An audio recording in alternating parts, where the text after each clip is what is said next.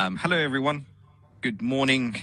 Thank you for joining us on a Friday for this session, specifically hosted in collaboration with Innovo, of course. And in this case, ladies and gentlemen, we will have more than one speaker for today. Myself will cover one portion of the session, and then I've got my colleague Robert, which will cover another session. So just as a quick introduction, my name is Brandon Miller. I'm a senior technical consultant with Kaspersky, and I'm covering the Middle East, Turkey, and Africa regions. Nonetheless, if you'll allow me to quickly share my screen so that we can all watch together. Today, we need to talk about something quite important. I think it's quite evident at this stage that cybersecurity breaches, cybersecurity risk is everywhere. It doesn't matter if it's your mobile phone, your personal information, your own Gmail or iCloud or whatever email platform you use, but also it is true for pretty much your personal devices, whatever form that may take on. But of course, as a small to medium business, we need to consider a few different factors. And most of the small to medium businesses that we deal with on a day-to-day basis, at least as Kaspersky, we come to realize that there's a lack of multiple layers of security, and this is where we need to start having the conversation. Multiple layers of security fulfills the requirement of providing a much more secure environment altogether. You've got email communication, you've got WhatsApp, you've got Teams, you've got Zoom, you've got so many different things that actually formulates your business directive every single day. And that's not to say the data that you're harboring, whatever that data may be. It can be customer information, it can be confidential information, it can be so many different other things. So what we are going to be presenting to you today is a much more comprehensive approach when it comes to securing your environment that is flexible, that's easy to use. It can be hosted in your own environment. It can be hosted in the cloud by Kaspersky. And the best part around this is it's designed to be easy to manage. We know that we don't have the luxuries many other places have, or large organizations have, to have a completely dedicated team to security.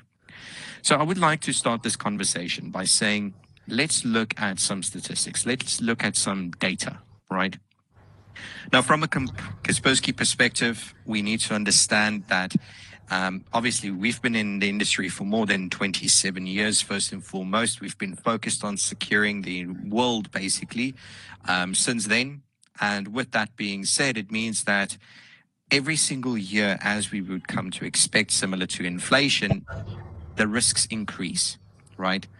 It just increases and increases, and it's substantially increasing, especially considering things like AI or not learning management systems, my apologies, but rather your LLMs that's coming into play as well, which makes it so much easier to obtain information, to digest information, and even come up with responses. Now, yes, this is very helpful for school projects. It's very helpful for your own research topics, but similarly, it can be used on the dark side.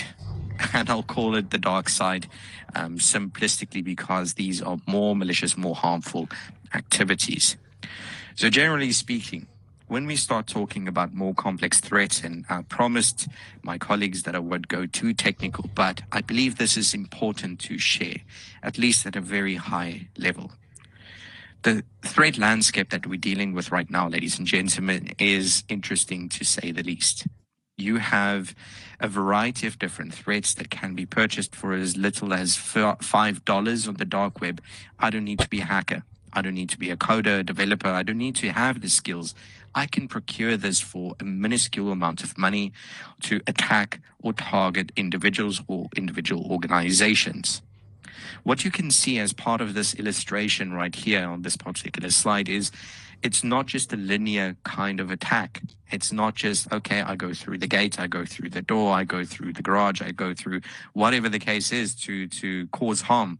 No, it's a back and forth. It's research, it's propagation, it's penetration, it's reconnaissance and testing what would work best, right? And then eventually the problem happens, which we consider as an incident. So here, for example, for small to medium businesses, there's a common misconception that most people will consider themselves too small of a target to be at risk. So they use the very bare minimum basics, maybe a firewall, maybe a standard free antivirus solution or something of this nature. But at the end of the day, this is not enough. You need to see the bigger picture, because trust me when I say the cyber criminals, they definitely do. Maybe you supply water, maybe you supply services to a larger organization, and you are just the weakest link in this chain of communication. So they use you. They target you because they know that you are more than likely not going to have that level of security that a large organization is going to have, for example, right? So this is typically called chain attacks, right? So the supply chain itself, they are usually targeted. They are usually the culprits that gets breached, and then from there propagation takes place to target a larger organization. Now, this is in some cases, of course, but in most cases, if you do not have prompt and actual security in your own environment, you will more than likely fall victim to a problem within your organization that's going to yield a massive downpour of the bottom line of the business and or the business operation.